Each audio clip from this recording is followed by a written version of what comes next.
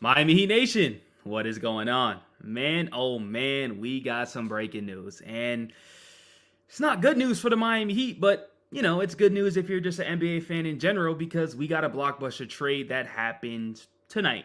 So if you guys wake up to this and watch my video, I'm pretty sure you are going to be very, very shocked. So this is involving one of our rivals, the New York Knicks and the Minnesota Timberwolves. Yes, the New York Knicks. The New York Knicks team that already made a blockbuster trade for Mikal Bridges.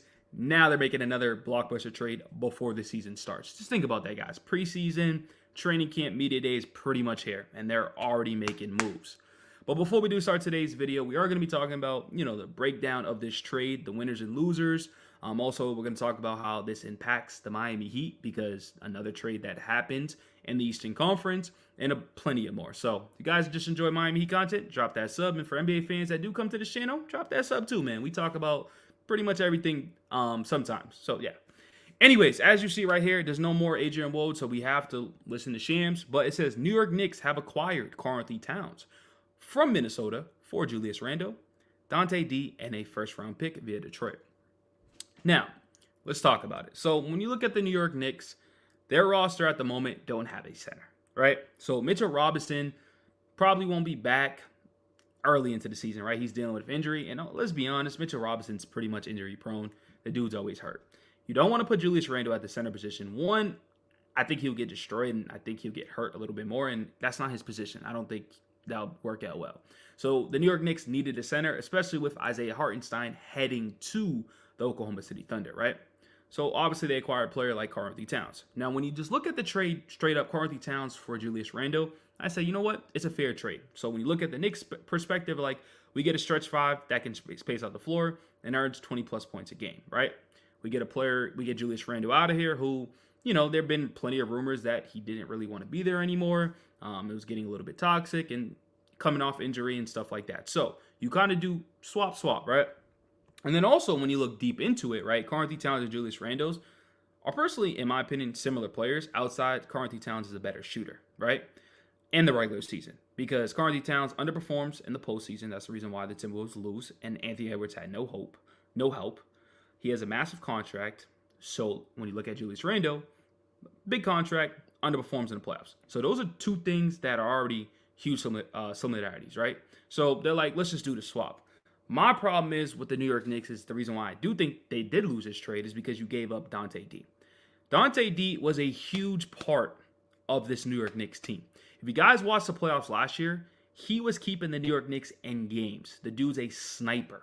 He's a solid defender. He hustles. He's a New York Knicks type player. So for you to lose him and just get Karl-Anthony Towns out of it is going to be tough. So I'm going to be showing you guys Karl-Anthony Towns stats, and then I'll show you Julius Randle, and we'll kind of go from there, right?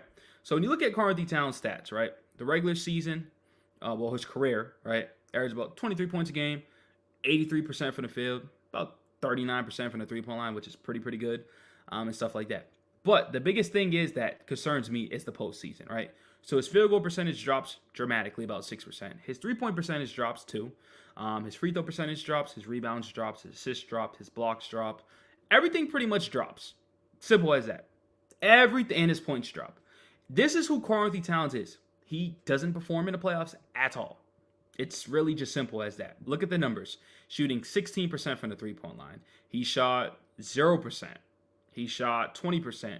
Look at the field goal percentage. 30%, 25%, 27%. Had a good game. They won. As you notice, when he has a good game, they win. When he doesn't, besides this game, and there's a blowout, they needed him to perform. And so none of that really happened. And that's the reason why, they gave up on him.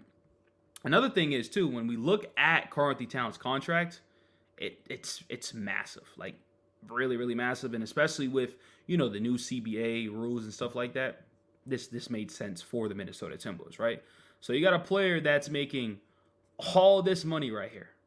Making $49 million, $53 million, $57 million, and $61 million. And you have him till 2028.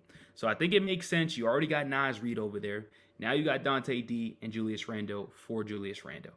Well, for Karl-Anthony Towns. You get what I'm trying to say, right? So cool. Now, when we look at the Julius Randle part for the New York Knicks, I explained a little bit, but let's just look at his numbers, right? Julius Randle's, kind of similar numbers. 24 points a game, 47% from the field.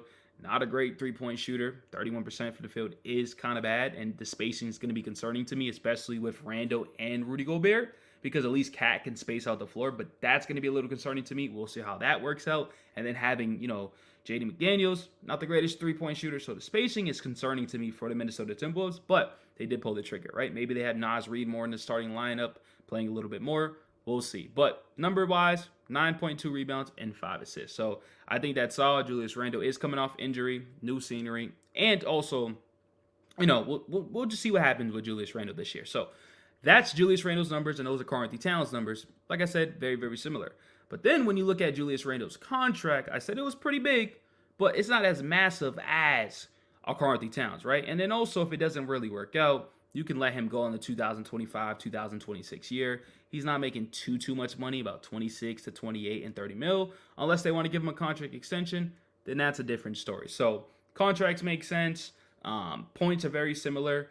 But at the end of the day, I do think the New York Knicks did lose this trade just because you gave up a player and Dante D, who is very, very, very important. Now, let me just show you the two different teams and their starting lineups that's going to be, right? So you got Mike Conley as your starting point guard, Anthony Edwards, Jaden McDaniels, Julius Randle, and Rudy Gobert. Do you think this team right here is better than last season? And I don't really think it is. Maybe in the playoffs it will be. Even though they won the trade, like I said, they definitely did. The spacing is concerning to me. That's where I'm like, And also, they had a great regular season. So, like, how can you been better than last year? Are you going to have 70-plus wins? You get what I'm trying to say. So that's why I say I don't think it is, but I still think it's a solid team, right? Because if Jaden McDaniels can hit shots and Mike Conley's still consistent, and Nant Edwards has to take that next leap, and then obviously you got Rudy Gobert, Defensive Player of the Year with Julius Randle, I think this team could be good. Then you got Dante D coming off your bench with Naz Reid. I definitely think depth overall, they're way better, constructed well, 100%. And they also still got Rob Dillingham. So I think the Minnesota Timberwolves will be fine. Now for the New York Knicks, they're going all in. They're clearly going all in because you don't just trade, for Mikal Bridges and Karl-Anthony Towns in the same year. You just don't do it. So they're going all in.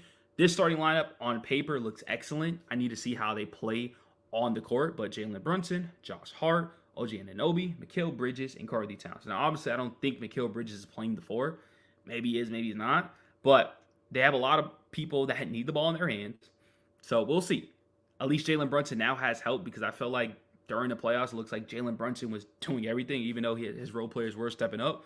But this is the trade that happened, and for the Miami Heat, this affects them a lot because the New York Knicks got better, the 76ers got better, and the Celtics are still good, right? Then Milwaukee Bucks, they're still going to be a solid team with Dame and Giannis, right? Then you got the Orlando Magic, then you got the Pacers, who are still very, very good. But guess what, guys? We got Nazir Little. So that's my opinion on this trade. Let me know what you guys think once again of who do you think won the trade? Who do you think has the better roster? Let me know. Subscribe for more Miami Heat content and have a good night. Peace.